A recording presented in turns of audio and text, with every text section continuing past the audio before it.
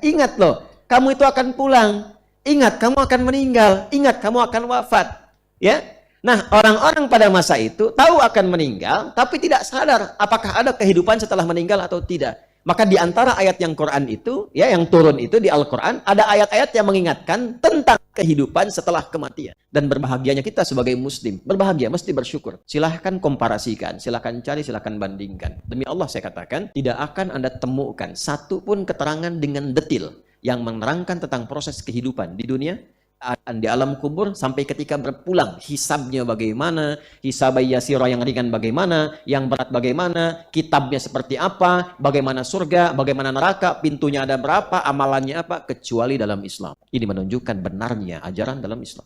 Dan siapa yang bisa menerangkan itu selain pembuatnya, selain penciptanya? Ya, kalau Anda pembuat pesawat, Anda bisa menerangkan pesawat dengan detil. Kalau Anda pembuat mobil, Anda bisa menerangkan semua unsurnya dengan detil. Kalau Anda pencipta semesta, Anda bisa terangkan dengan detil. Nah, inilah wujud nyata kebenaran Al-Quran. Detil diterangkan tentang kehidupan kita. Ini menunjukkan tidak mungkin ada yang menyampaikan informasi itu kecuali penciptanya, kecuali pembuatnya. Nah, ini yang seharusnya membuat kita lebih yakin dengan hidup. Bahwa apa yang kita lakukan ini ada aturannya. Apa yang kita kerjakan itu ada petunjuknya. Dan kita mesti yakin.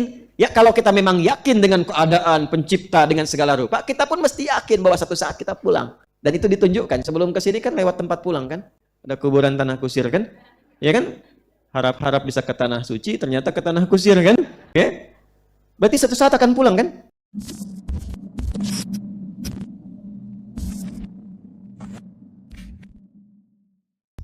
A'udzu billahi minasy syaithanir rajim.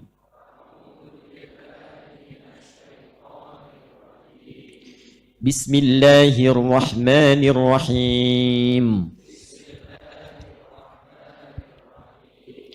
Amma yatasaalun.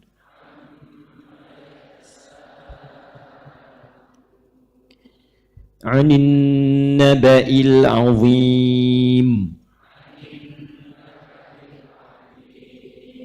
Bukan ajim, azim. عن النبأ العظيم الذي هم فيه مختلفون.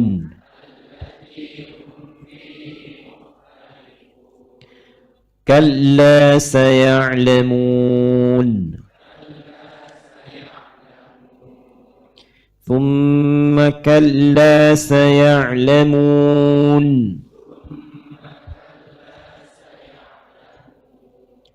ثم كلا سيعلمون.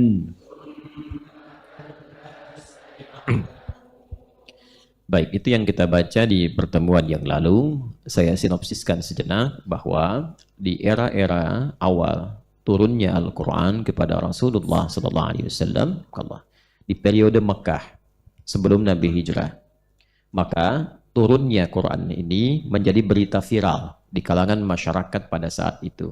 Karena memang belum pernah ada ayat-ayat, kalimat-kalimat yang desainnya seperti Al-Quran. Indah bacaannya, terukur setiap kalimatnya, maknanya dalam, dan mengalahkan bait-bait syair yang memang mereka pakar di bidangnya. Tidak ada formulasi di situ, formulasi yang dimaksudkan rumus-rumus untuk syair, yang kelak di kemudian hari diwujudkan dalam bentuk ilmu arud, ilmu untuk membuat syair dalam bahasa Arab atau menata qasidah. Rumusnya ada 16. Dari formulasi tawil misalnya, tawilun lahudun al-bukhuri fadailu, fa'ulun mafa'ilun, fa'ulun mafa'ilu.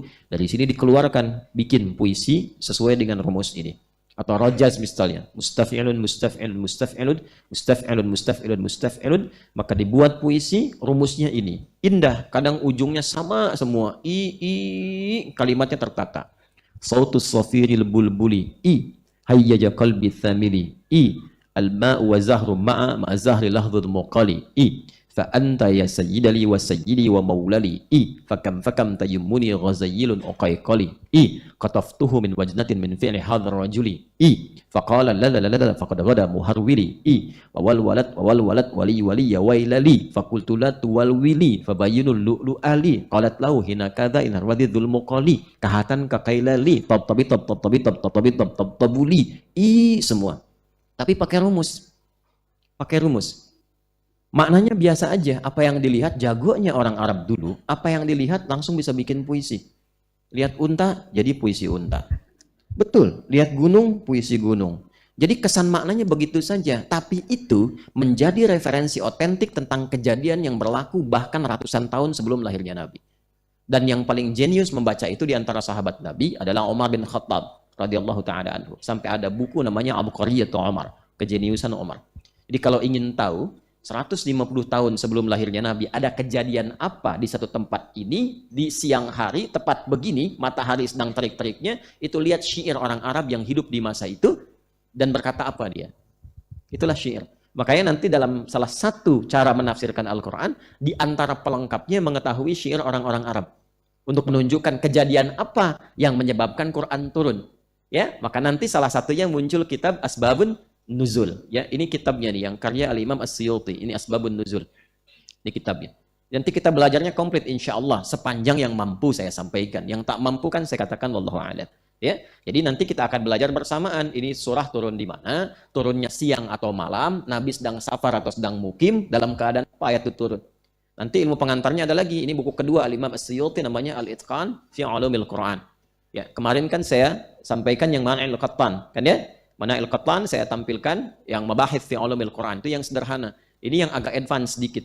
Al-Itqan fi ulumil Quran. Di sini nanti disebutkan tentang ayat-ayat yang turunnya, misalnya apakah Nabi sedang safar atau sedang mukim.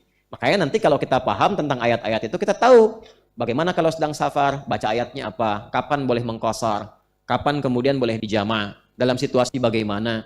Ya, lalu kita akan tahu ayatnya turun siang atau malam. Malamnya sedang malam dingin atau malam-malam biasa. Ada badai atau tidak. Makanya nanti jangan aneh kalau ada orang misalnya nggak perjalanan tapi bisa jama'. Ada nanti fikih maliki. Nah, kita bisa paham itu.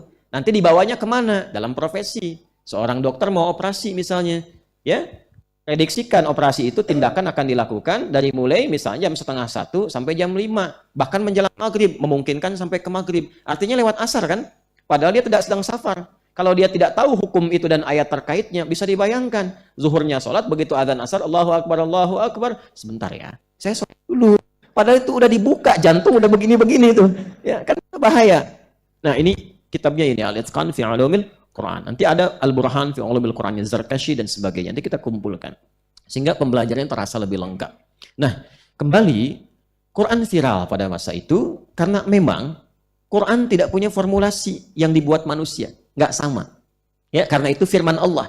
Karena itu sepakat Quran bukan makhluk. Ingat itu. Kalau makhluk artinya manusia bisa buat itu.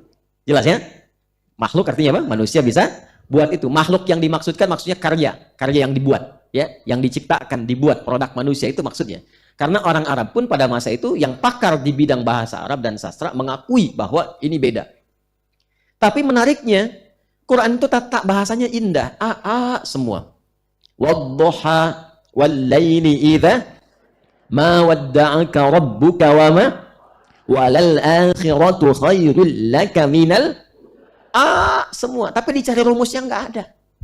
Makanya bingung, mereka langsung viral seketika di kalangan masyarakat. Ini kok nggak sama seperti pakar-pakar yang buat, seperti yang viral di masa mereka itu. Akhirnya dicari, dan menariknya dibaca dengan dialek apapun sempurna juga. Di Arab itu dialeknya banyak. Ada yang nggak bisa bisanya saja. Itu kalau dipaksa pun sampai kiamat kurang 2 hari itu nggak akan bisa. Dibilang wadduha wadduhi. Dibilang dipaksa nggak bisa. Sepeda, ya. Sepeda. Barangnya kan tetap sama kan? Nah, jadi ketika dibaca dengan dialek itu tetap bunyinya. Wadduhi wal-laili idza saja. Ma wadda'aka rabbuka wa ma qala. Sama semua tuh. Dan itu nanti dialek yang muncul. Tapi maknanya sama, serupa, tidak ada perbedaan. Itulah indahnya Quran. Langsung viral. Yang kedua, itu maknanya menghunjam kepada jiwa, bukan makna biasa. Kalau syair biasa tuh abas istilahnya. Ya, apa aja disyairkan, lihat pohon, syair. Mirip film-film India kan, lihat pohon nyanyi gitu kan, lihat bunga nyanyi gitu kan. Nah, dulu orang jahiliyah juga mirip-mirip begitu. Dan ibu-ibunya kalau jalan-jalan kadang dikasih gelang bu di kakinya. Ingin tampil sehingga jalannya kecik gitu, ingin kelihatan itu tabarruj namanya. Maka nanti ada ayat wala tabarrujna tabarrujal jahiliyatil ula. Jadi mereka tuh seperti itu, refleks. Apa aja dibuat, Quran tidak. Apa yang disampaikan langsung memunculkan getaran kepada jiwa. Makanya kan Umar bin Khattab itu dengar Toha, langsung jatuh hatinya. Toha, bum, ada hujam kepada jiwanya. Langsung berubah. Dan banyak orang ketika mendengar Quran itu, seburuk-buruknya, catat kalimat ini ya, bikin status juga boleh.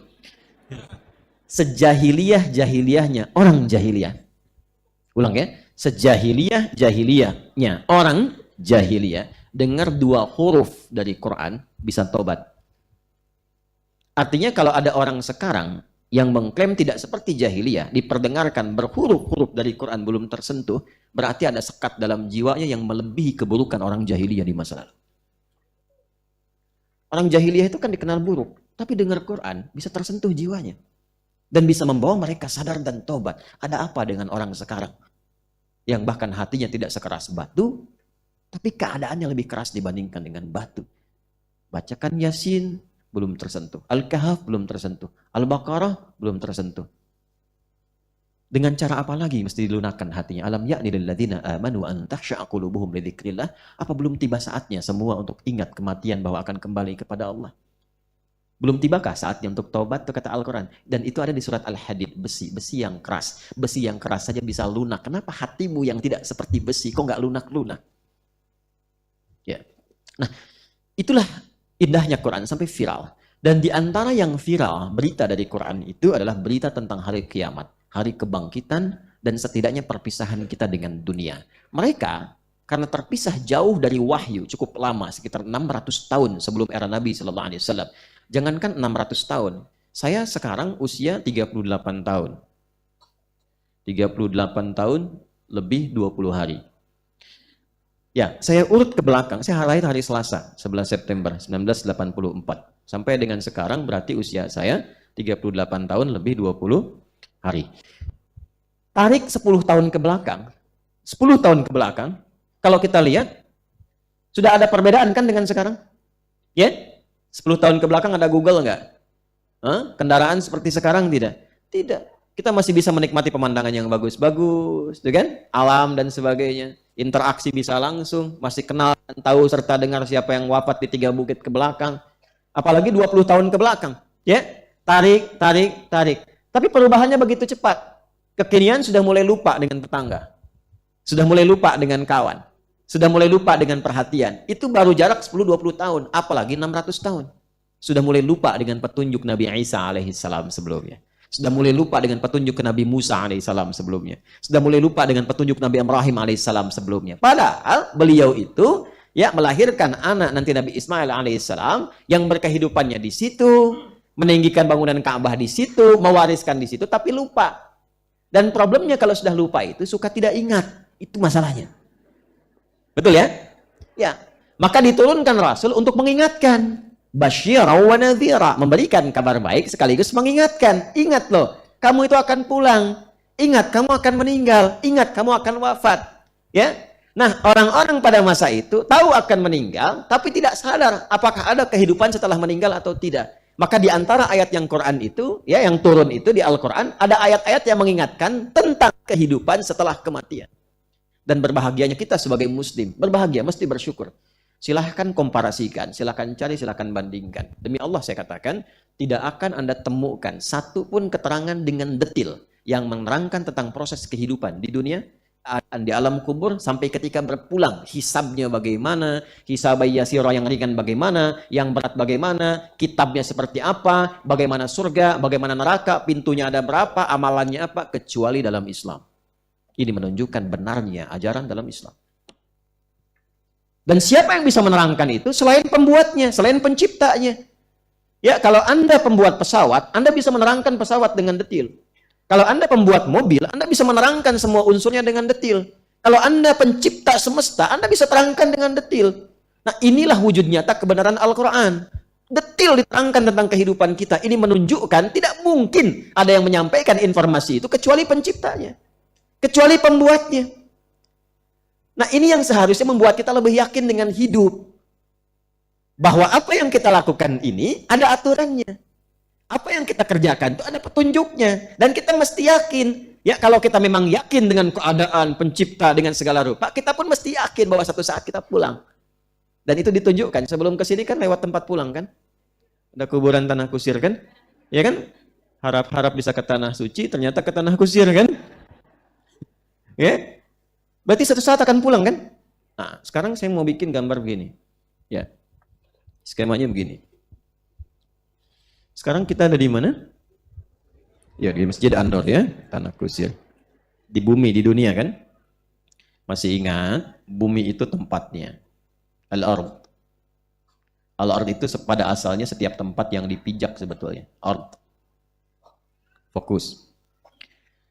Sifatnya disebut dengan dunia. Dunia itu sifatnya.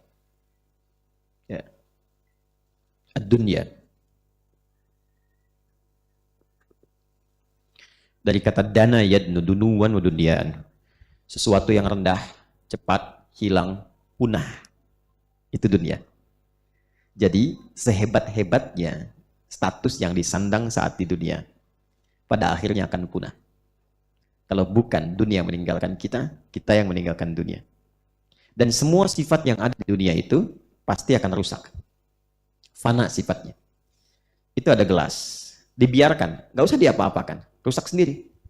Itulah dunia. Jadi mempertahankan apapun pada akhirnya hilang. Itulah dunia. Jabatan apakah selamanya? Tidak, ada batasnya. Kekayaan ada batasnya. Artinya apa? Segala sesuatu yang kita lakukan, semua dalam konteks berkehidupan di sini, dimanapun tempatnya di bumi ini, mau di tanah kusir, Jakarta, di Jawa secara umumnya, di Sumatera atau Indonesia secara umumnya, ataupun di luar Indonesia, pada akhirnya sifatnya tetap sama. Sepanjang di sini, sifatnya ini. Sepanjang di Ardun, sifatnya ini. Ardun itu tempat yang dipijak. Sekalipun keluar dari bumi, tinggal di bulan, tinggal di Mars, setiap memijak, itu Ardun namanya. Tetap. Fana juga. Wafat juga, selesai juga. Nah ini, maaf sekali. Bukan sekedar diketahui, tapi harus disadari. Kalau hanya tahu, anak kecil pun tahu. Tapi kalau sadar, membuat kita berpikir, dari berpikir itu kita menyiapkan diri. Jadi setelah pergi dari sini, pulangnya kemana? Itu kan pertanyaan dasarnya. Ya. Nah, ada karakteristik orang yang memahaminya hidupnya di sini saja. Kalau sudah selesai, ya selesai, nggak ada kehidupan lagi. Itulah fase berpikir awal kalangan masyarakat jahiliyah sebelum ayat Quran turun.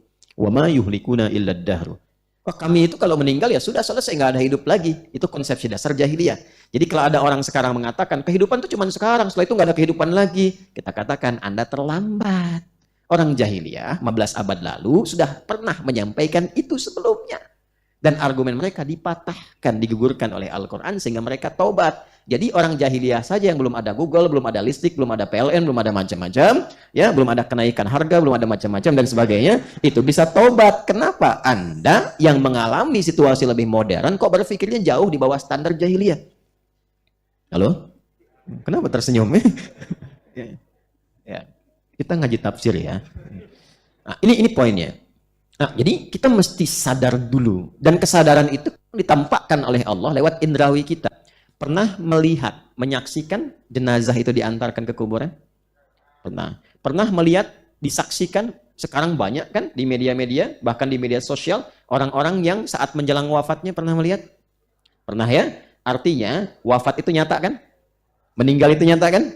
Oke, kita sepakat dulu bahwa setiap orang yang hidup pasti wafat. Setiap yang bernyawa itu pasti wafat. Quran surah ketiga Ali Imran ayat 185. Kullu nafsin dha'iqatul maut. Baik, saya tuliskan. Ada al-maut di sini. Maut itu kematian. Mati itu dari bahasa Arab. Ya, mati itu yang dapat maut. Yang dapat hadiah maut, ya, dia mendapatkan kematian. Ya, ada kematian. Pelan-pelan. Yang akan mendapati maut, ya, CM, calon meninggal. Ya. Kita semua CM nih, CM. Saya juga ya, semua calon sudah divonis kita. Vonisnya ajal namanya. Vonisnya apa namanya? Ajal. Ya, ajal. Bukan di Quran surah ke-7 ayat 34. Walikulli ummatin ajal. Jangankan 1-2 orang, semua generasi yang berkehidupan di ardun dengan sifat dunia itu pasti punya batas waktu hidup. Yang dirahasiakan oleh Allah supaya kita semangat menjalani hidup sekaligus waspada kapan saja ajal tiba kita siap. Itu maksudnya. Jadi hikmah sifat ini dirahasiakan ajal supaya kita terus waspada, berbuat baik terus. Dan sadar, makanya kata para ulama, kalau terfikir berbuat maksiat, bayangkan seketika wafat supaya maksiat itu tidak jadi dilakukan. Ada tawaran korupsi, bayangkan bagaimana kalau menerima itu wafat. Sehingga dengan kesadaran penuh itu, takut untuk berbuat itu, tinggalkan. Ya, ada tawaran untuk nyogok misalnya, bayangkan saat nyogok itu wafat. Ya, sehingga ketika itu terfikir dilakukan, kita tarik mundur, nggak jadi dilakukan. Bagaimana ketika wafat, dikenal wafat dalam keadaan sedang korupsi, disebutkan koruptor. Viral di dunia dengan perbuatan jahat, viral di akhirat dengan maksiat. Ya, itu kan sesuatu yang harusnya menyentuh kepada jiwa itu. Ya, paham ya? Nah ini dia, ajal namanya. Nah kemudian, setiap kita karena sudah mendapatkan ajal, maka sudah pasti akan pulang. Calon meninggal, yang akan meninggal, itu bahasa Arabnya disebut dengan mayyit. Ada tasydidnya. Mayyitun. Nah, mayyitun. Ditemukan di mana? Quran surah 39 ayat 30. Innaka mayyitun wa innahum mayyitun.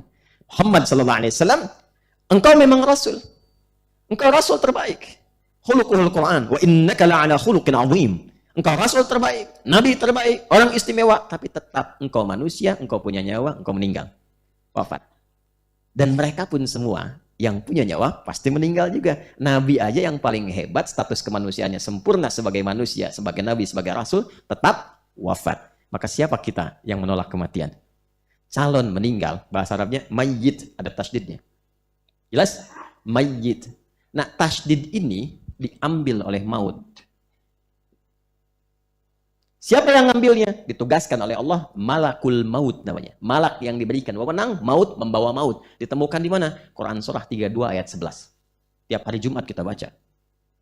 Quran surah ke-32 As-Sajdah ayat 11. Paling kanan sebelah bawah di mushaf standar. Qul yatawaffakum malakul mautil ladzi wukkila bikum. Muhammad SAW viralkan kepada orang yang sering bertanya, siapa yang membawa maut? Katakan, aku berikan kewenangan pada satu makhluk, malakul maut namanya, yang sering dikenal dengan Izra. Malakul maut, malaikat yang diberi kewenangan membawa maut.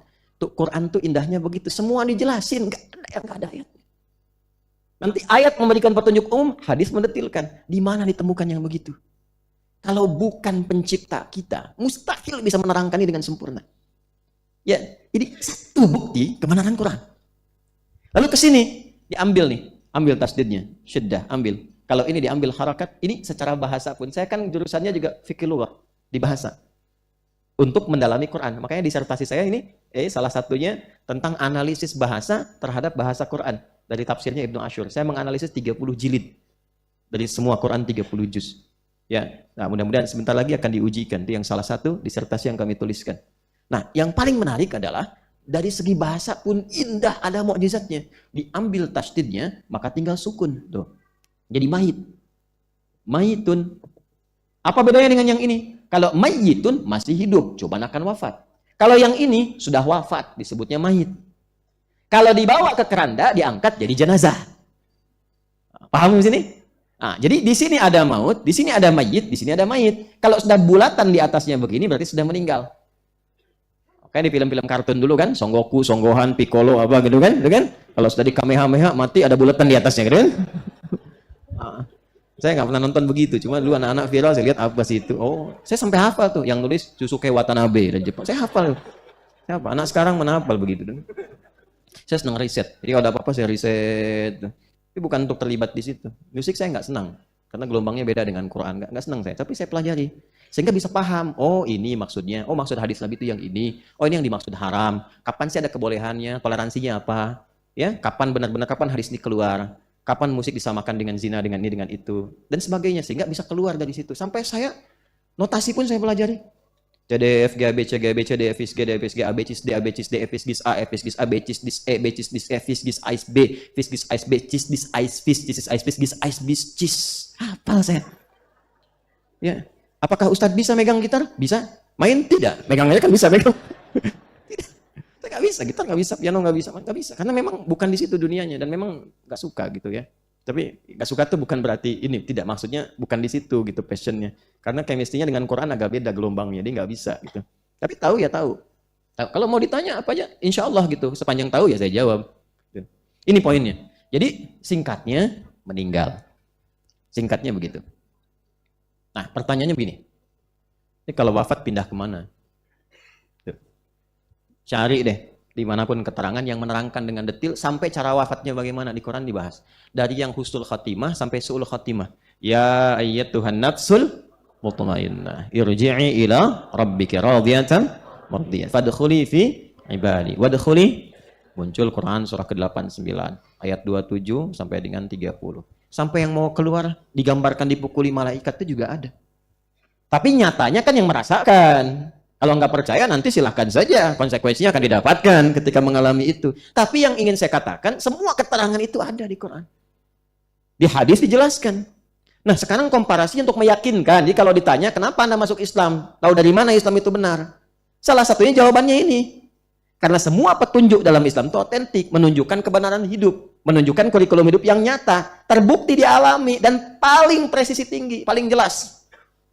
Jadi kita itu tidak ada persoalan yang nggak ada jawabannya. Semua itu ada. Makanya disebut kurikulum. Ini poinnya. Ini bukan hanya tentang ketuhanan, tentang sholat, tentang ibadah, tentang kehidupan. Dari sini masuk ke alam pemisah, waiting room. Ya, waiting room. Tunggu sebentar. Pemisah itu karena ada alam setelah ini. Pemisah dalam bahasa Arab disebut dengan barzakh. Barzakh. Bainahuma barzakhul la yabghiyan. Makanya disebutnya alamnya alam barzakh. Ya. Nah, keadaan yang di alam barzakh itu berlalu disebut dengan qabr. Tempatnya disebut maqbarah. Sifatnya disebut dengan kubur. Afala ya'lamu idza bu'athira ma fil qubur wa khussila ma fis sudur. Nah, ini sifat keadaannya disebut dengan kubur. Ada yang lapang, yang nyaman, yang terang, yang indah dan macam-macam. Ada. Ya, kalau mau dikeluarkan banyak ayatnya seperti Ali Imran misalnya, kalau yang mau paling tinggi Quran surah ketiga ayat 169 sampai 171. ولا تحسبن الذين قتلوا في سبيل الله أمواتا بل أحياء عند ربهم يرزقون فرحين بما آتاهم الله من فضله ويستبشرون بالذين لم يلحقوا بهم من خلفهم ألا خوف عليهم ولا هم يحزنون. Ada orang-orang yang masuk ke kuburnya mendapatkan kenikmatan luar biasa, enak semua nikmat, sampai-sampai kalau dia mampu, kata Quran, dia akan datangi keluarganya mengatakan, jangan banyak sedih, jangan menangis, apalagi meratap-ratap, jangan lakukan. Kami di sini lebih enak daripada di situ. Kalau bisa cepat nyusul ke sini. Mau? Halo, kenapa tidak yakin? Orang beriman itu siap menghadapi kematian. Harus yakin. Mati kapan aja. Masa nggak siap? Harus siap. Kalau masih ada rasa takut, berarti ada dua. Tercantol dengan dunia terlampau tinggi, atau maksiat yang belum ditaubati. Itu serius. Nanti kalau sudah melewati fase itu, tenang. Kapan aja dipanggil siapa aja. Hak Allah kan untuk memanggil kita. Terserah. Mau kapan aja pulang, terserah Allah yang punya. Kita kan punya Allah. Mau diambil kapanpun kan mesti siap. Siap kalau sekarang wafat? Ya, banyakin istighfar supaya tenang. Jadi kalau dalam keadaan apapun kita sedang taubat, istighfar, salawat. Mudah-mudahan wafatnya sedang istighfar. Ya, mudah-mudahan begitu. Biasakan yang baik-baik. Istighfar itu tinggi sekali.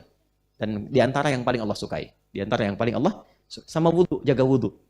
Wudu itu keutamaannya nanti ada di hadis Muslim. Itu bagus sekali, masya Allah, indah sekali. Kalau Rasulullah Sallallahu Alaihi Wasallam, Rasulullah Sallallahu Alaihi Wasallam pernah bersabda. Ini perhatikan kalimatnya ya. Au kama qala Rasulullah Sallallahu Alaihi Wasallam, siapapun yang berwudu, man yatawadda, fayublighu au yusbighul wudu'a, kemudian dia menyempurnakan wudunya, fayaqulu, dan dia berkata, asyhadu an la ilaha illallah wa anna Muhammadan abduhu wa rasuluh. Dia berkata asyhadu an la ilaha illallah wa anna Muhammadan abduhu wa rasuluh, atau kita katakan wa anna Muhammadan rasulullah. Perhatikan, maka dikatakan kepadanya di hari kiamat, faqila lahu yaumal qiyamati udkhulil jannata min ayyiha syi'ta, masuklah ke pintu surga yang 8 pintu itu dari manapun yang kamu inginkan. Ya, tapi bukan berarti nggak ada implikasi dari situ, bukan. Jadi bukan sembarangan jaga wudhu, tidak begitu. Orang yang wudhunya benar, terjaga wudhunya, maka dia akan terjaga dari perbuatan maksiat.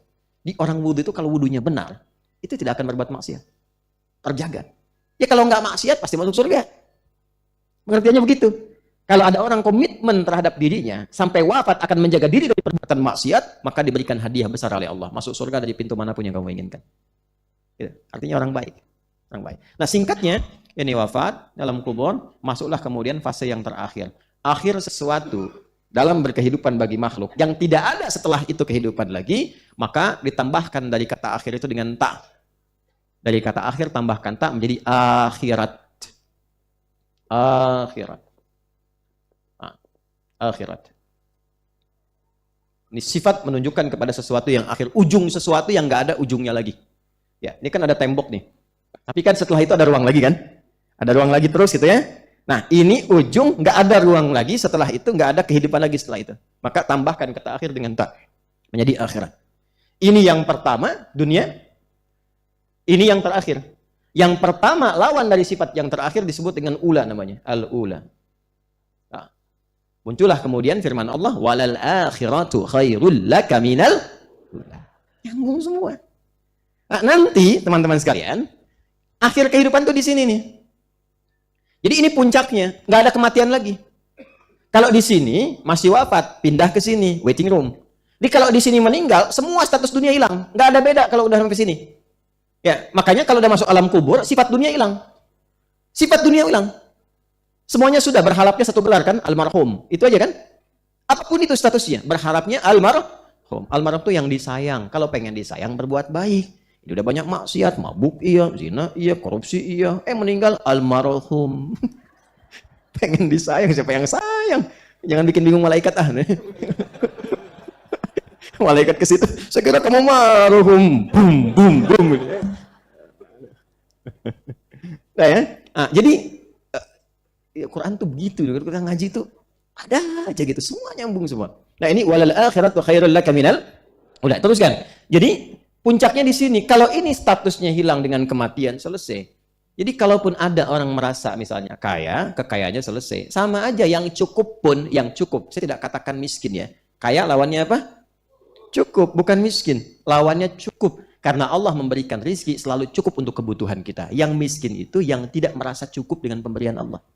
Saking sayangnya Allah masih diberikan lagi lewat skema zakat. Lewat skema infak, supaya keluar dari rasa itu. Cuma memang pengennya miskin, ya itu persoalannya.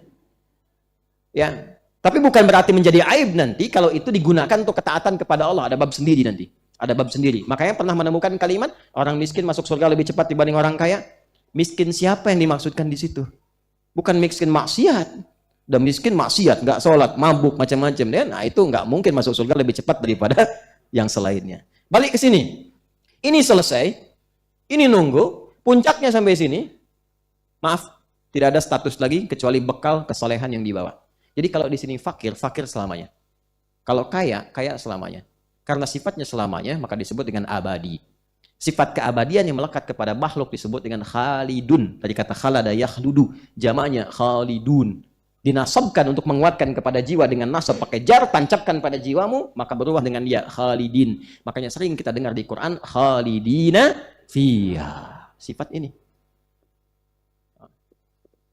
Kalau Allah baqa, bukan khalada. Khalid itu untuk makhluk.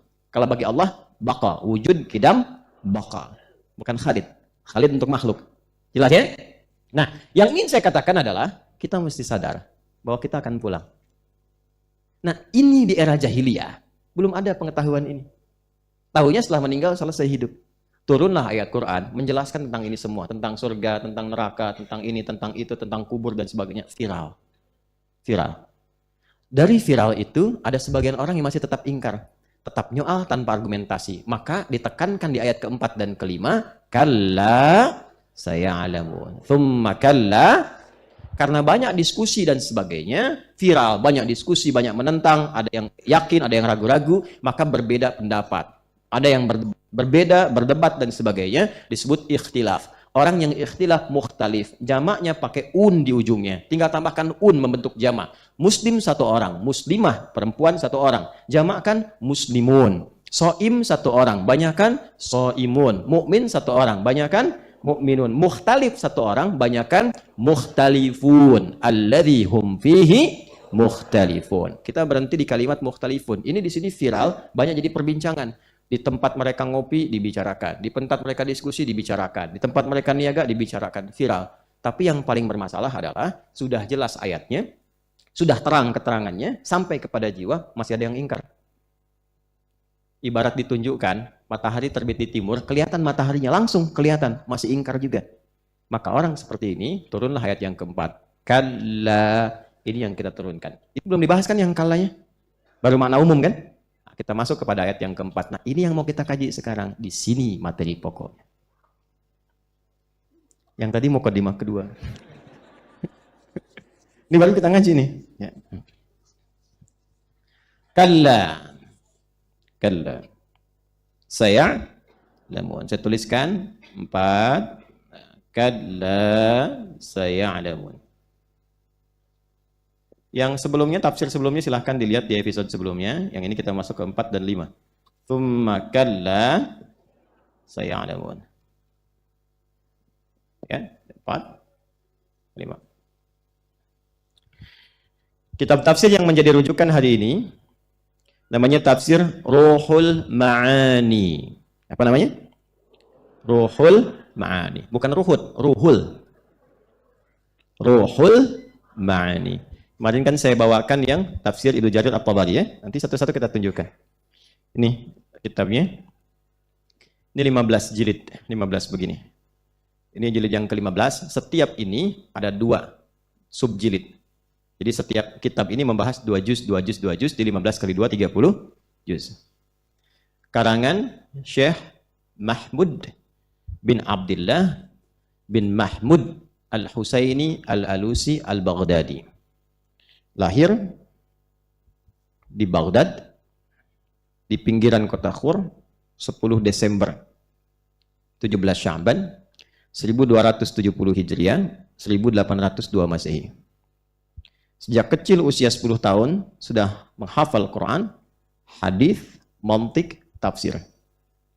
Bismillahirrahmanirrahim. Kita teruskan. Kalla saya'lamun. Kalla rad'un 'anit tasa'uli 'anil wajhainil mutaqaddimaini fihi. Kalla itu harf rada'. Rada' itu disebut juga dengan mana'. Ya. Kalla harf rada', rad'un, atau bimakna mana', atau bimakna iqaf. Berarti mencegah atau menghentikan sesuatu, mencegah atau menghentikan sesuatu yang tidak berfaedah, tidak bermanfaat, atau sesuatu yang membahayakan, yang melahirkan madarat. Ya. Makanya diartikannya di terjemahan sekali-kali tidak, sekali-kali jangan. Tapi kalau kita cuma dapatkan begitu saja, sekali-kali jangan, sekali-kali tidak, sekali-kali aja yang tidak, gitu kan? Misalkan kadang-kadang begitu, ya. Pengaruh ke hatinya tuh nggak dalam gitu. Tapi kalau kita mengerti kalau ada kala berarti ada bahaya. Itu maksudnya. Kalau ada kala berarti ada yang tidak bermanfaat. Kalau ada kala berarti ada yang madarat. Jadi kalau Anda temukan kata kala dalam Al-Qur'an, berarti informasi yang disampaikan menunjukkan ada sesuatu perbuatan yang membahayakan. Ada sesuatu yang tidak bermanfaat. Harusnya orang beriman itu tidak mengerjakan itu. Karena semua orang beriman perilakunya manfaat semua. Jadi kalau ada orang beriman berbuat yang tidak bermanfaat, berarti ada masalah dengan imannya. Karena itu disebut mukmin karena manfaat. Mata memandang yang bermanfaat, telinga dengar yang bermanfaat, lisan bicara yang bermanfaat. Kalau lisan berkata yang tidak bermanfaat, berarti pengaruh iman ke lisannya tipis. Kenapa tipis? Karena ada perbuatan-perbuatan di lisan yang tidak dilakukan menguatkan iman. Iman itu sandingannya taat. Iman sandingannya taat. Lawannya maksiat. Jadi kalau perangkat iman dipakai taat, iman akan menguat. Perangkatnya apa? Tubuh. Ini perangkatnya nih, dari ujung kepala sampai ujung kaki. Kalau lisan dipakai taat, kata-kata yang baik saja, yang mulia saja, imannya akan kuat. Makanya dilatihnya dengan kalimat thayyibah, subhanallah, alhamdulillah, Allahu akbar, istighfar dipakai dalam sholat supaya lisan berkata baik. Nah sebaliknya, kalau lisannya bergeser dari taat, keluarnya maksiat, dipakai untuk berkata yang kotor terus dan sebagainya, sehingga dia menjadi tidak sensitif pada kebaikan, bahkan anti terhadap kata-kata mulia. Wah, katanya seperti para kiai saja, sok soleh kamu. Sudah begitu, ini menunjukkan masalah imannya. Sama, sampai ke tangan, sampai ke kaki. Karena itu setiap perbuatan kita seringkali disertakan iman di dalamnya. Man kana yu'minu billahi wal yaumil akhir falyakul khaira au yasmut. Kata Nabi, kalau merasa beriman, lisannya pasti baik. Kalau nggak baik, ada masalah di imannya. Yang disentuh imannya loh, bukan lisannya. Seakan-akan berkata begini, kamu mukmin bukan sih? Orang beriman bukan sih? Orang beriman tuh nggak begitu. Bahasa Qurannya begitu. Kata Nabinya begitu. Jadi kalau kita terjemahkan dengan terjemah bebas, ini kalimatnya sopan tapi dalam banget. Ya. Apa bahasa Ukraina itu? Nyelekit ya. Nyelekit gitu. Ya. Ya. Ini kan kalau di kalimatnya begini kan dalam. Kamu tuh sebenarnya beriman nggak sih? Terus yang nanya tuh bukan kita, Rasul yang nanya. Bisa nggak berhadapan dengan Nabi menerima kalimat itu? Kamu ngaku umatku, tapi perilaku kamu nggak seperti ciri-ciri umatku. Kamu tuh sebetulnya beriman nggak? Yang bilang itu adalah Rasulullah. Kan perasaan kita. Gini aja, gini, untuk menggambarkan. Ada ibu yang mengandung, melahirkan, memberi ASI, menyayangi dan sebagainya. Tiba-tiba kita berbuat sesuatu yang tidak pantas. Lalu ibu memanggil. Nah, ibu tuh mengandung kamu begini. Melahirkan kamu, berjuang dengan kematian. Merawat kamu, menyayangi kamu. Bawa kamu kemana-mana. Kadang-kadang berbuat sesuatu yang memalukan, ibu tidak malu. Ibu kuatkan kamu. Tapi kamu berbuat seperti ini, sebetulnya kamu anak ibu atau bukan? Tuh, mau bilang apa? Anak ibu. Kalau memang anak ibu jangan begitu. Ini kalimat yang berbeda tapi dengan makna yang sama. Itu dibalik tuh sama kita tuh. Anda ini beriman tidak sih? Katanya. Kamu ini beriman tidak sih? Kok masih berbuat yang begitu? Maka ketika muncul kata kalla, berarti ada sesuatu yang tidak benar di situ, yang orang beriman tidak mungkin melakukannya itu. Karena itu kalimatnya ditujukan kepada yang belum punya iman. Siapa? Orang jahiliyah yang belum beriman. Jadi kalau ada orang mengaku beriman sekarang melakukan perbuatan yang sama, ya saya nggak bisa katakan ya. Tapi setidaknya kayaknya mendekati perilaku jahiliyah dan dipertanyakan keimanannya. Kamu itu mukmin atau jahiliyah? Gitu. Apa di antara perbuatannya? Satu, dan mengolok-olok Nabi, menyoal Rasulullah. Awas, hati-hati nih. Mengolok-olok itu istihza namanya. Nanti ada di tafsirnya. Saya sudah baca. Ya, jadi saya terangkan dulu, nanti belakangan baru kita bacakan. InsyaAllah. Istihza namanya. Mengolok-olok Rasulullah itu bisa ke pribadinya, bisa ke hadis atau ke wahyunya. Berarti Al-Quran. Dan kalau disampaikan secara umum, kemungkinan akan terjadi di setiap generasi. Saya mau tanya, ada sekarang orang yang mengolok-olok Al-Quran? Ada. Ada yang mengolok-olok hadis? Ada yang mengolok-olok ajaran Nabi? Nah, terbukti kan? Artinya, yang Quran isyaratkan benar. Yang Nabi sampaikan benar. Nah, ini peringatan. Jangan sampai terjadi. Yang paling parah, jika itu terjadi dilakukan oleh orang yang mengatakan beriman. Itu yang bahaya. Maka nanti oleh Quran langsung digolongkan pada golongan munafik. Ya. Dan akhiratnya ditempatkan di tempat yang terbaik untuk orang munafik. Gitu.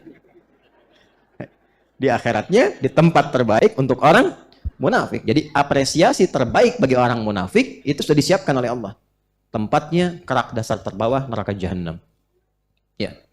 Dan apa amalan pertamanya? Istiza, olok-olok ini. Ya, makanya saya agak kencang kalau yang ini karena sayang.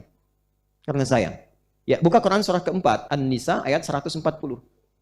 Quran surah keempat ayat 140.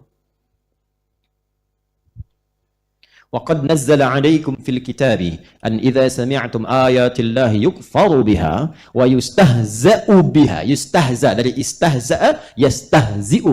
Fi'il mudhari majhulnya yustahza'u. وَقَدْ نَزَّلَ عَلَيْكُمْ فِي الْكِتَابِ. Telah tetap ketentuan di dalam Al-Quran. أَنْ إِذَا سَمِعْتُمْ آيَاتِ اللَّهِ يُكْفَرُ بِهَا وَيُسْتَهْزَأُ بِهَا. Jika Anda kelak mendengar, menyimak ada ayat-ayat Allah diolok-olok atau bahkan diingkari. Jadi ada yang mengingkari total ingkar, menolak sepenuhnya. Ada yang mengolok-olok. Fala taq'udu ma'ahum, maka jangan sertai, jangan gaul dengan yang seperti itu. Ya, kalau memberi materi jangan disertai, nanti itu virus yang menular. Ingat, nifak itu menular. Munafik itu menular, ingat itu. Dan lebih bahaya daripada COVID. Betul. COVID itu kalau meninggal dalam ketaatan bisa melahirkan syahid akhirat. Tapi munafik kalau meninggal apresiasi neraka jahanam. Hati-hati, itu lebih berbahaya. Kemudian apa? Fala taq'udu mahum hatta yakhudu fi haditsin ghairi, sampai dia tobat. Itu saking sayangnya Allah masih diminta tobat, jangan lakukan. Makanya kalimatnya kalla di An-Naba. Jadi tafsirnya sebelumnya sudah ada. Kalla, jangan, itu bahaya. Itu saking sayangnya Allah. Kalau tidak sayang nggak akan diperingati. Orang tua kalau sayang, kadang-kadang demikian kan? Jangan. Ya, marahnya orang tua kan bukan karena benci, tapi lebih karena sayang kan? Karena tahu, karena punya pengalaman. Apalagi Allah yang tahu segalanya. Ya, karena Allah betul-betul sayang, ibu punya rahim, ibu marah, Allah sifatnya rahim. Itu. Jadi ketika menyampaikan misalnya dengan keras peringatan, pengingat, ya itu ditafsirkan awalnya bukan karena sifat ghadab atau marah bencinya, bukan, karena sayangnya. Mumpung belum meninggal, masih ada kesempatan taubat, jangan lakukan itu. Kala, jangan, itu bahaya. Bahaya. Jangan lakukan. Ya. Jelas di sini? Baik. Teruskan ayatnya, hatta yakhudu fi haditsin ghairi, masih di An-Nisa ayat 140. Innakum idzam mithluhum. Ini yang saya sebut menular. Itu Allah yang sampaikan langsung. Kalau kamu terus ikut ceramahnya, ikut pengajiannya, baca bukunya, pengen tahu aja, disimak, nyemplung ke situ, terpengaruh. Karena orang-orang semacam ini, munafik itu di Quran, itu disifati dengan kata-katanya sering menarik. Retorikanya cantik, logikanya kayak bagus. Padahal menjauhkan Anda dari Allah. Yang dipertaruhkan itu iman. Iman itu kunci akhirat. Nggak ada iman, celaka akhirat. Hitungan akhirat itu bukan perbuatan dunia, tapi iman kunci dasarnya. Ya, iman. Makanya ada orang sholat, ada orang puasa. Ada orang sholat, ikut puasa, ikut zakat. Ya, ikutan semua itu. Bisa masuk surga nggak? Halo? Kalau tidak tahu katakan wallahu a'lam. Ini lebih cepat. Ada orang sholat, ada orang puasa, ada orang zakat. Bisa masuk surga nggak? Belum tentu kalau dia tidak beriman. Nah, imannya nomor 1. Kan sekarang ada orang sholat ikut-ikutan sholat kan, tapi belum beriman. Puasa ikut-ikutan puasa. Ya kan? Kalau dikerjakan tanpa iman, itu hanya perbuatan dunia saja. Dapat apresiasi, ya, ada petunjuk cepat hidayah. Alhamdulillah masuk Islam, alhamdulillah. Ada dalam kebaikan, dalam pengertian kita sebagai mukmin. Mesti yakin. Yakin itu. Tapi kalau cuma berbuat baik dunia, tidak ada imannya, Allah balas di dunia. Adilnya Allah dibalas di dunia karena dia mengerjakan untuk dunia. Itu yang dimaksudkan ketika Sayyidah Aisyah radhiyallahu taala anha bertanya pada Rasulullah sallallahu alaihi wasallam. Ya, bima makna si fulan itu orang baik ya Rasulullah? Si fulan itu non muslim, baik sekali. Dia nyumbang, dia bantu, dia donasi, ya, perbuatannya baik. Bagaimana statusnya di akhirat? Masuk surga enggak? Itu yang turun langsung ayat. Surah ke-25 Al-Furqan ayat 23. وَقَدِمْنَا إِلَى مَا عَمِلُوا مِنْ عَمَلٍ فَجَعَلْنَاهُ هَبَاءً مَنْثُورًا. Dengan keadilanku, kata Allah, karena dia mengerjakan itu, motivasinya dunia, bukan akhirat, maka dibalas dengan balasan dunianya. Allah adil. Kan kalau mengerjakan dunia dibalas akhirat tidak adil kan? Dunia ya balas dengan dunia. Aku balas cepat, kata Allah, untuk memberikan kenyamanan dunianya. Kalau dia mau kembali kepada konsep akhirat, di akhirat diberikan. Maka di akhirat gak jadi apa-apa kecuali debu yang berterbangan. Turun ayatnya. Turun ayatnya. Karena itu kunci akhirat itu imannya. Iman ini yang penting. Nah, saking kencangnya peringatan itu turun. Kala, jangan lakukan, ini bahaya. Makanya kalau ada orang yang nyeleneh, yang tidak jelas, jangan sertai. Jangan iseng-iseng, tinggalkan aja langsung. Bahaya. Nah, orang-orang seperti itu tipikalnya kadang-kadang bicaranya pintar. Pintar, tapi tanpa sadar membawa Anda menjauh. Ujung-ujungnya nggak sholat. Ujungnya nggak puasa. Yang paling bahaya menyoal keyakinan sendiri. Ya, di mana ditemukan kalimat itu? Di Al-Baqarah misalnya, di ayat ke-204. Wa minan nasi may yu'jibuka qawluhu fil hayatid dunya wa yushhidullaha 'ala ma fi qalbihi wa huwa aladul khisam. Ada orang yang karakter hidupnya ketika bicara kata-katanya menarik, retorikanya begitu cantik. Kadang-kadang bawa ayat-ayat Quran, dipotong-potong, bawa untuk menguatkan argumentasi. Kadang-kadang bawa gelar, sehingga terlihat seperti meyakinkan. Padahal itu musuh yang paling berbahaya, kata Al-Quran. Dan dia bawa status, bawa gelar. S1, S2, S3, S4, kerupuk 2, itu kan banyak.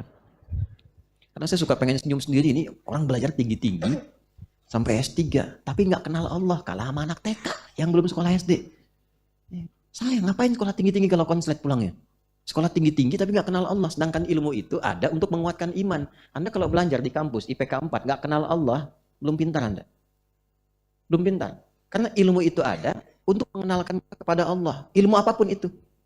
Karena itu dibuka iman dulu baru ilmu. Itu ada di Quran surah ke-58 ayat 11. Yarfa'illahu alladhina amanu minkum walladhina utul ilma daraja. Jadi semua perangkat hidup yang ada sekarang itu untuk mengenal Allah. Anda punya jabatan sekarang, pangkat, bintang, macam-macam, tinggi. Tapi kalau dengan kedudukan itu belum mampu mengenalkan bahkan diri Anda kepada Allah, itu belum diakui di hadapan Allah. Ya. Harta juga demikian. Berapa banyak harta yang mampu mendekatkan diri Anda dengan Allah? Kalau udah ditambah sampai miliaran, triliunan, belum kenal Allah juga, mau berapa banyak lagi? Sedangkan itu tidak dibawa pulang. Karena jangan lakukan begitu. Teruskan ayatnya. Innallaha jami'al munafiqina wal kafirina fi jahannam jami'a. Kalau ada orang mempertahankan nifaknya dan mempertahankan kemunafikannya dalam konteks penyoal agamanya, maka tempat kembalinya yang paling istimewa di neraka, kata Allah. Yang paling istimewa di neraka. Apa itu? Jahannam. Bahkan nanti kalau terus baca sampai ayat berikutnya akan ditemukan kalimat innal munafiqina fid darkil asfali minan nar. Di tempat yang paling bawah, di keraknya. Disatukan dengan orang-orang ingkar. Nah, itu bahaya. Makanya kalau ada yang menyoal Nabi, menyoal ajaran, yang pertama kita lakukan menjauhi itu, yang kedua kita doakan. Yang ketiga kita ingatkan dengan cara yang lembut. Jelas? Halo? Jelas ya? Dan didoakan, karena masih punya hak untuk jadi soleh sepanjang hidup.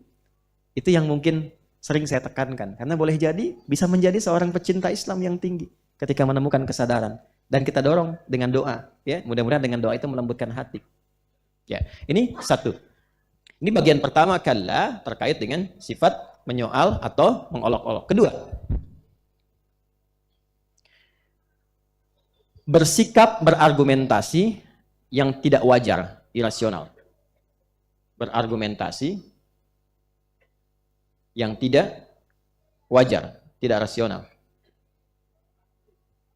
Nggak ada manfaatnya maksudnya. Irasional di sini bukan berarti nggak masuk akal gini. Maksudnya menyoal sesuatu nggak punya argumen, lebih dekat kepada tuduhan. Ini maksudnya. Menyoal sesuatu yang tidak memiliki argumentasi, nggak ada hujah, tapi lebih dekat kepada apa?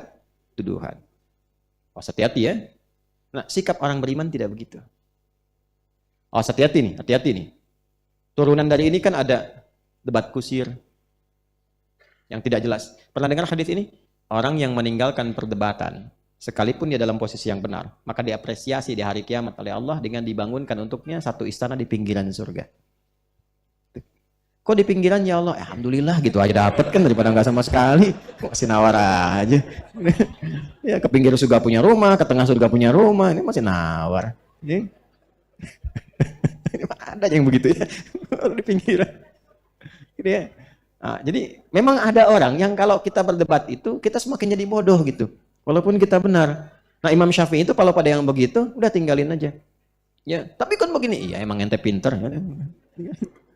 Nggak bisa begitu. Iya, terserah ente aja deh. Yang kayak begitu tuh kadang ada orang yang memang mesti disenyumin aja. Iya. Ya. Maksudnya apa? Ya, itu. Ya. Nah, jadi kalau ada yang bersikap seperti itu, ada orang yang selang kali menuduh, menyoal, kadang-kadang mempertahankan kesalahan dengan menyalahkan orang pun termasuk bagian ini. Karena ada sikap di antara manusia yang diungkap di dalam Al-Quran, juga keterangan Nabi. Kadang-kadang ada orang begini karena egonya tinggi, menuhankan ego, sehingga dalam keadaan salah pun tetap mempertahankan kesalahan dengan menyoal orang lain. Itu akan ditemukan itu. Ada yang begitu? Akan ditemukan. Sudah tahu salah dan mengerti dirinya salah. Tapi menempatkan dirinya bahkan lebih tinggi di atas bintang. Sehingga ngejarnya ketinggian. Untuk mempertahankan itu bahkan menyoal kepada orang yang benar. Wah, ini bahaya. Kala, jangan begitu. Kayaknya terjadi nih. Qurannya benar, dia tahu itu benar. Dia tahu ayatnya benar. Dia tahu menghujam jiwa. Yang dituduh malah Nabi. Dia syair nih, dia tukang sihir nih, dia dukun nih. Ini produk manusia biasa nih. Untuk menutupi kekurangannya, dia menyoal orang lain dan melampaui nilai-nilai kebenaran. Itu bahasa Qurannya. Kala, jangan lakukan. Bahaya. Dan orang Islam, orang beriman, yang benar-benar beriman tidak akan melakukan itu. 3. Tidak berdebat pada sesuatu yang sudah jelas. Udah tahu matahari terbit di timur, tenggelam di barat, masih berdebat. Kenapa harus terbit di timur? Sepertinya akan ada pendekatan baru kalau akan terbit di tenggara, katanya. Itu kurang kerjaan. Berdebat pada yang tidak jelas. Yang tidak jelas. Termasuk menyoal yang sudah jelas. Kalau sesuatu sudah jelas, jangan banyak ditanyakan. Kalau banyak ditanya pada yang jelas, nanti yang jelas menjadi semakin tidak jelas. Ya. Dan semakin menyulitkan. Kisah Al-Baqarah kan begitu. Yang dimulai di ayat 67 itu. Ya, kemudian nanti mengerucut di ayat ke 73 sampai 73. Dan bisa mengeraskan hati di ayat 74-nya. Padahal kan cuma disuruh nyembelih sapi. Udah jelas sapi mana aja. Mau besar, mau kecil, mau yang warnanya kuning, yang merah, masih ditanya kan. Sapi yang bagaimana? Jadi susah. Oh itu sapinya yang berwarna kuning keemas-emasan. Yang bagaimana lagi? Kan banyak yang begitu. Yang nggak pernah dipakai membajak. Yang bagaimana lagi? Yang nggak pernah dipakai untuk yang berat-berat. Akhirnya nyarinya susah. Wa makadu yaf'alun. Jadi kalau disuruh beli sabun sama ibu, sama nenek, beli sabun. Nggak usah nanya. Mereknya apa? Oh, saya nggak usah sebut merek, nanti endorse ya. Merek A, cari. Yang di mana tokonya? Apakah yang Maret, yang April, yang Januari, yang mana? Itu, yang April.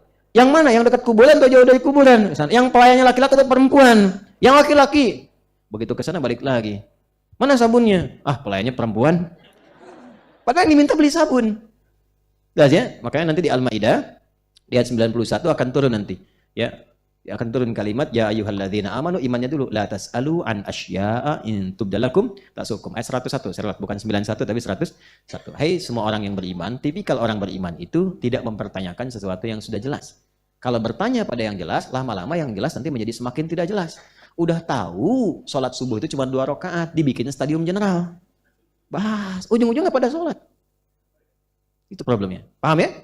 Baik, jadi kalau menemukan kala berarti ada sesuatu yang ya, ada sesuatu madarat, ada sesuatu yang tidak bermanfaat. Ciri orang beriman mesti menjauhi itu semua. Teruskan, kalla saya'lamun. Teruskan. Ya, maksudnya saya teruskan mau baca ini. Baik. Wa an ikhtilafi bi ma'na mukhalafatin nabi mukhalafatir rasul sallallahu alaihi wasallam fi amril ba'thi. Apalagi kemudian menyoal Rasulullah sallallahu alaihi wasallam terkhusus dalam ayat ini tentang hari kebangkitan. Maksudnya apa? Di antara perbuatan yang sangat berbahaya adalah menyoal atau bertentangan atau menyelisihi Nabi sallallahu alaihi wasallam secara nyata pada hal-hal pokok. Maka itu yang sangat membahayakan, termasuk tentang perkara hari kiamat. Saya'lamun wa'idun li ulaikal mutasailin al mustahzi'in bi tariqil istinafi wa ta'lilil irada'. Kemudian, nah ini wassin, nah ini yang saya senang. Wassinu littaqribi wat ta'kid. Kalla pernah dengar yang ini? Kalla saufa ta'lamun. Ada? Tsumma kalla saufa nanti kita dapatkan itu di Al-Adiyat ya. Tapi di sini sa. Tidak menggunakan saufa. Kenapa pakai sa tidak pakai saufa? Kenapa di sana saufa, di sini sin saja, sa. Wassinu, kata Syekh Mahmud Al-Alusi, wassinu, sin di sini, lit-taqrib wat-ta'kid. At-taqrib wat-ta'kid. At-taqrib mendekatkan sesuatu. Menunjukkan bahwa yang dijanjikan itu akan datang dengan cepat. Dekat waktunya. Tidak lama. Ta'kid untuk menguatkan. Ya, ta'kid untuk menguatkan. Biasanya diartikannya sebentar lagi gitu. Misal gini. Aina Ustaz Adi? Kemana Ustaz Adi? 7:30 kok belum tiba, kan? Padahal waktu ngajinya misalnya 7:30. Enggak kok, bukan 7:30, jam 8. Oh iya, pas dia di flyer betul jam 8. Jam 8 belum datang. Tanya DKM, Ustaznya kemana Pak? Dijawab sama DKM. DKM bisa bahasa Arab. Ustaz sayati. Sinnya maksudnya takrib, sebentar lagi. Ustadz sebentar lagi tiba. Terus ada takkidnya menguatkan. Saya tegaskan ya, saya yakinkan. Nih WA-nya. Udah deket tuh, dibelokkan sebentar lagi. Cuman lampu merah. Karena itu harus berhenti. Sebentar lagi, paling 3 menit nyampe. Nah itu sin fungsinya. Jelas? Kalau pakai saufa, masih ada etape, tahapan. Ada jeda. Ada jeda. Dijanjikan tiba, tapi ada tahapan-tahapan yang dilalui begini. Itu saufa namanya. Jadi kalau ada DKM mengatakan saufa ya'ti, nah itu udah sarapan aja dulu. Ya. Itu belum jelas kapan datangnya. Saufa datang emang belum jelas tapi kapan. Jelas ya? Nah, di sini pakai saya'lamun. Kalla, jangan lakukan itu. Saya'lamun. Kelak kamu akan mengerti. Dan itu nggak lama, sebentar lagi kamu tahu akibat dari perbuatan itu. Jelas? Jelas? Belum. Apa yang dimaksud akibat dari situ? Saya terangkan dulu. Nih. Belum jelas. Jelas saya selesai pulang ya. Kalla, jangan lakukan itu. Rada, mana? Jangan, berhenti, stop. Ikaf itu stop. Kalau pernah melakukan, stop, jangan lakukan. Kalau sudah paham sekarang, jangan ulangi, stop. Jangan, itu bahaya. Kata Quran. Jangan lakukan. Itu ada madarat. Nah, setelah itu, kalla saya'lamun. Kalau kamu masih pertahankan itu, kalau kamu akan mengerti. Kalau kamu akan tahu, itu bahaya. Kapan tahunya? Sebentar lagi kamu akan dapati. Nah, yang paling menarik adalah kenapa disebutkan 2 kali setelah itu thumma kalla. Ayat kelimanya kan? Ini kalla saya'lamun, yang ini thumma kalla. Nah, perhatikan baik-baik. Di sini indahnya di dalam tafsir Syekh Mahmud Al-Alusi ini Ruhul Ma'ani dijelaskan salah satu maknanya yang pertama, yang ini terkait dengan kematian, yang ini terkait dengan pembuktian akhirat saat kiamat. Bahasa gampangnya gini, kamu belum tahu itu bahaya, kamu merasakan bahwa itu nggak ada pengaruhnya buat kamu, ya. Bahkan yang paling fatal begini, ada orang yang terlalu banyak dunia dengan maksiatnya, dengan berbuat maksiat datang dunianya. Ya bahasa kerennya gini, kan ada orang-orang yang menerima tugas untuk berbuat buruk, untuk nyoal. Sekarang apa? Buzzer ya? Istilahnya itu ya, Allahu a'lam, dapatnya kan buzzer. Tapi buzzer itu sebenarnya istilah yang nggak bagus dalam bahasa Arab. Jadi badzara yubadziru tabdziran. Tabdzir itu sesuatu yang sia-sia, yang nggak ada manfaatnya, yang nggak ada isinya. Di buzzer itu badzara yubadziru tabdziran, fahuwa mubadzirun fadaka badzar. Tafsir sorofnya begitu. Badzara yubadziru tabdziran, fahuwa mubadzir. Orangnya mubadzir. Sifat yang melekat pada orang itu disebut dengan buzzer kalau pakai dza. Artinya orang yang punya sifat berbuat yang nggak pernah ada manfaatnya. Nggak ada manfaat. Ya kalau nggak ada manfaat, nggak usah dilayanin gitu. Ya, nggak ada manfaatnya, nggak ada isinya, kosong semua isinya. Ya, itu badzar. Makanya mubadzir itu perbuatan yang sia-sia. Jadi merespon pun sia-sia juga. Jangan dipotong kalimat saya. Ini saya lagi nerangkan itu tuh ya. Oh, Ustaz Adi Hidayat mengkonter tentang badzar. Ya apa-apa lah, silakan aja. Ini ya, saya kan lagi nerangkan makna dia badzar. Dan disebut perbuatan sia-sia itu termasuk perbuatan setan. Makanya nanti ada ayat mengatakan innal mubadzirina kanu ikhwana syayatin. Para badzar itu teman-temannya, ada yang bilang tuh. Nah, ya, maksudnya lebih banyak berbuat yang sia-sia, maksudnya begitu. Oh, sini ada musim-musim situasi politik. Ya, saya nggak ada kaitan sama itu. Saya hanya menerangkan ayat saja. Paham? Ya, jadi buzzer itu temannya banyak berbuat yang sia-sia. Setiap orang yang berbuat sia-sia, walaupun bukan buzzer, tetap itu terkena provokasi setan. Ya. Jadi makna umum kadang-kadang mengerucut kalau diprofesikan, itu problemnya. Ya, buzzer itu kan istilah lama. Kalau mau ditarik, cuman menjadi spesifik karena dibawa ke dalam satu profesi, itu yang repot. Nah, itu dilarang. Oleh Quran dilarang, jangan lakukan. Jangan kerjakan. Suatu saat kamu akan paham. Kapan terjadinya? Satu, kalla sa di sini salah satu tafsirnya menunjuk pada kematian. Sekarang memang kamu merasa banyak dibayar. Dapat proyek ini, proyek gitu kan. Serang ini, serang itu, ini, dapat uang. Dicegah. Kalau kamu benar-benar mengaku beriman, kamu mengatakan saya muslim juga. Ente muslim tapi begitu, jangan lakukan. Benar nggak beriman? Ini yang nyawa Al-Quran. Benar nggak muslim? Benar nggak punya iman? Jangan lakukan. Kalau masih dilakukan seperti itu, sekarang kamu merasa nyaman, nanti sakaratul maut kamu rasakan. Ya. Ada yang ambles kuburannya. Itu. Oh, sekarang bahaya nih. Kalau saya bilang begini, kadang-kadang ada video gitu kan dipotong, ada yang ambles kuburannya. Sekarang saya nggak kesana ya, was tuh. Karena suka dipotong-potong tuh. Saya ngeliat video, kapan saya bilang begini gitu saya tuh. Maksudnya bukan ke sini, munculin. Ya, memang dunia itu serba begitu sekarang. Hati-hati ya. Ini, jadi yang pertama diberikan itu saat sakaratul maut. Makanya Firaun itu karena tidak mau tobat, itu ditunjukkan saat sakaratul mautnya.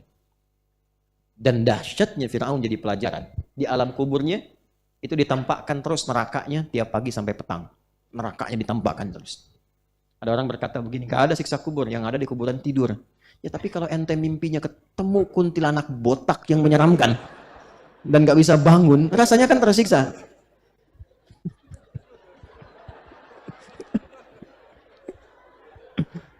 Ada orang mimpi ketemu kuntilanak, pengen, oh astagfirullah, bangun kan. Ini dia mimpi gak bangun-bangun. Gimana rasanya? Siksaan bukan? Ibu lihat anak mimpi, kenapa? Pas bang ayah bangun ayah, kenapa? Mimpi tenggelam katanya kan, kok masih bisa bangun? Dia mimpi ketemu neraka tiap pagi sampai petang, nggak bangun-bangun, kebayang nggak tuh? Ya, makanya nanti ada yang pertama ilbal yakin tuh Quran, informasinya benar, meyakinkan.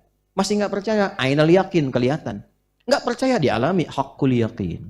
Jelas? Ilmal yaqin, ainul yaqin, haqqul yaqin. Sekarang kita di fase ilmal yaqin. Jangan dilakukan. Yang ngasih informasi itu yang maha memberikan keyakinan, yaitu Allah. Yang nggak boleh ragu. Paham? Jadi yang ini fase menjelang kematian, yang ini adalah fase saat mendapatkan kepastian azab di akhirat. Dan ditunjukkan oleh Allah Subhanahu wa Ta'ala. Secara singkat, ayat 4 dan 5 ingin menegaskan bahwa orang-orang yang hidupnya lekat dengan keburukan, seperti yang disebutkan, menyoal, mengolok, dekat kepada yang membahayakan, maka sebetulnya kehidupannya sedang terancam oleh hukuman dan kegelisahan-kegelisahan sepanjang ia memilih tidak bertobat. Karena itu ini patut dibantu oleh kita dengan doa. Tunjukkan yang baik-baik, didoakan ya. Saya tidak pernah menganjurkan untuk mencela. Bahkan pada siapapun yang berbuat buruk, yang diperbaiki itu kesalahannya, bukan untuk mencela orangnya. Jelas? Nah, inilah sampai ayat yang kelima, ya. Kemudian kita katakan di sini, saya bacakan sebentar, wa'idun liulaikal mutasailin almustahzi'in bitariqil istinaf wa ta'lil rada'. Wa'idun ancaman. Kalau ancaman itu artinya pengingat yang kuat. Diancam itu kan diingatkan dengan kuat kan? Makanya di pasal pidana itu selalu terancam dengan hukuman, terancam. Semakin tinggi ancamannya, berarti semakin bahaya perbuatannya. Bawa narkoba terancam hukuman mati. Pembunuhan berencana terancam hukuman mati. Buka deh KUHP itu. Kan terancam gitu kan? Ya kan? Terancam. Nah, mengancam itu kalau diartikan positifnya adalah menghambat sesuatu yang membahayakan supaya tidak terjadi. Itu maksudnya. Nah, ini bahasa Qur'annya nanti kalau diambil di tafsir wa'id. Jadi ada wa'dun wa wa'idun. Wa'dun motivasi kebaikan, memberikan gambaran berita gembira, wa'idun ancaman yang menghambat supaya tidak terjadi karena membahayakan. Nah, kalau ada kalla itu harfu wa'id yang menunjukkan ancaman sesuatu yang beresiko tinggi, jangan dilakukan. Kalau tetap dipertahankan, ini hukuman itu akan ditempatkan menjelang kematian, dirasakan di alam kubur sebagai pendahuluan, dan di akhirat sebagai siksa yang nyata. Dan ini hanya akan menyentuh bagi insan beriman. Wa dzakir fa inna dzikra tanfa'ul mu'minin. Ingatkan kata Quran, yang mau ingat itu hanya insan beriman. Jadi kalau disampaikan ini kita masih punya iman, ke hati akan ada hunjaman. Disiapkan dengan baik. Paham? Baik. Sekarang mengenai argumentasinya, dari mana kita tahu kalau ini benar? Logikanya apa? Karena ada orang yang disyaratkan oleh Al-Quran, ada orang yang berpikirnya selalu mengandalkan logika. Kalau nggak logis dia nggak mau terima. Apa logikanya ini benar? Apa logikanya informasi ini benar? Apa logikanya Allah itu menyampaikan dengan benar? Dari mana taunya Allah itu pencipta dan sebagainya? Dari mana taunya ancaman ini benar? Buktikan dong secara logika. Nah, bagaimana menjawab itu semua? Kita akan teruskan di pertemuan berikutnya. Gitu. Alhamdulillah, segala puji hanya bagi Allah, Tuhan semesta alam, yang telah memberikan kita kesempatan untuk mendengarkan ceramah yang sangat luar biasa ini dari Ustadz Adi Hidayat. Semoga setiap kalimat dan ilmu yang telah disampaikan bermanfaat dan menjadi cahaya dalam kehidupan kita, serta dapat menjadi bekal bagi kita dalam menghadapi kehidupan dunia dan akhirat. Kita semua berharap agar Allah Subhanahu wa Ta'ala senantiasa menjaga kita dalam ketaatannya, serta memberikan hidayah dan rahmatnya kepada kita semua. Sebagaimana yang telah kita dengarkan tadi, kehidupan dunia ini adalah sebuah perjalanan yang singkat dan penuh ujian. Al-Quran, dengan segala keindahan bahasa dan kedalaman maknanya, memberikan kita petunjuk hidup yang jelas. Di dalamnya terkandung segala kebaikan yang mampu membimbing kita menuju kebahagiaan sejati, baik di dunia maupun di akhirat. Ustadz Adi Hidayat dengan penuh kebijaksanaan mengingatkan kita bahwa kematian adalah hal yang pasti. Setiap yang hidup pasti akan merasakannya, namun kematian bukanlah akhir dari segalanya. Kematian adalah awal dari kehidupan yang kekal, yang hanya bisa kita capai dengan amal baik dan iman yang kokoh kepada Allah Subhanahu wa Ta'ala. Al-Quran mengajarkan kita untuk selalu bersiap menghadapi kehidupan setelah mati. Setiap perbuatan kita di dunia ini akan dipertanggungjawabkan di hadapan Allah Subhanahu wa Ta'ala. Oleh karena itu, hidup di dunia ini haruslah penuh dengan ketaatan, tidak hanya untuk mencari kenikmatan duniawi, tetapi untuk mempersiapkan bekal yang terbaik bagi kehidupan akhirat. Kita diingatkan untuk selalu menjaga amal kita agar tetap ikhlas, karena amal yang diterima adalah amal yang dilakukan dengan niat yang benar, yaitu untuk mendapatkan ridho Allah Subhanahu wa Ta'ala. Ustadz Adi Hidayat juga menjelaskan dengan jelas tentang pentingnya menjaga kesucian hati dan berusaha menjauhi perbuatan maksiat. Seseorang yang benar-benar beriman kepada Allah Subhanahu wa Ta'ala akan menjaga lisan dan perbuatannya, serta selalu berusaha untuk menghindari keburukan dan dosa. Dalam setiap langkah hidup kita diingatkan untuk senantiasa menjaga hubungan kita dengan Allah Subhanahu wa Ta'ala agar kita selalu berada di jalannya yang lurus. Salah satu ajaran yang sangat penting dalam ceramah ini adalah bahwa dunia ini adalah tempat ujian. Segala yang ada di dunia ini adalah sementara, dan segala sesuatu yang kita miliki, baik itu harta, jabatan, atau status sosial, tidak akan abadi. Kita hanya dipinjamkan oleh Allah Subhanahu wa Ta'ala untuk sementara waktu. Sebagai orang yang beriman, kita harus selalu ingat bahwa segala sesuatu yang kita lakukan di dunia ini akan membawa dampak besar di kehidupan akhirat.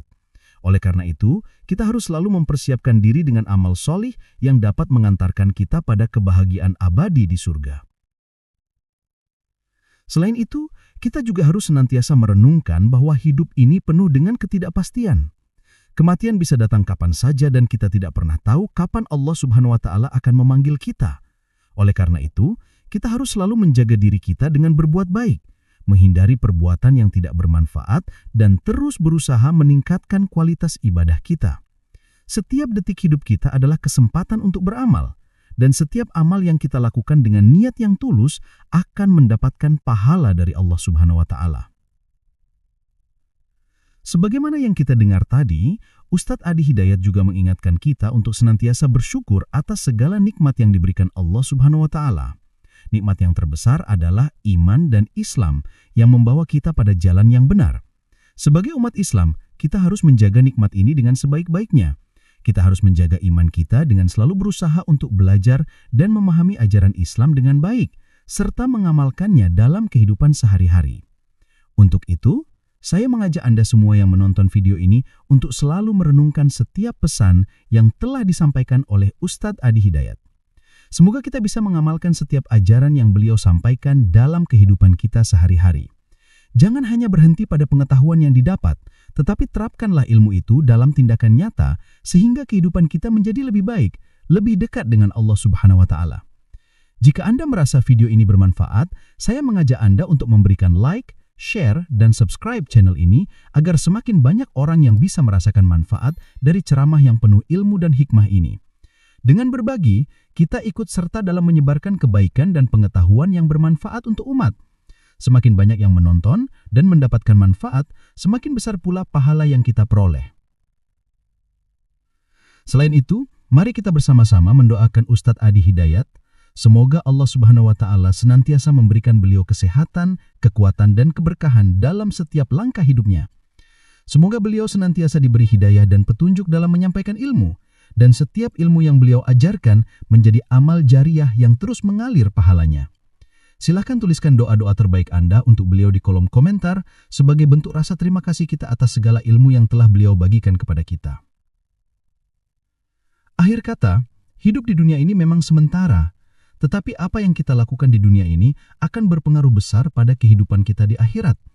Oleh karena itu, mari kita terus berusaha memperbaiki diri, menjaga amal ibadah kita, dan selalu mengingat bahwa kehidupan akhirat adalah tujuan sejati kita.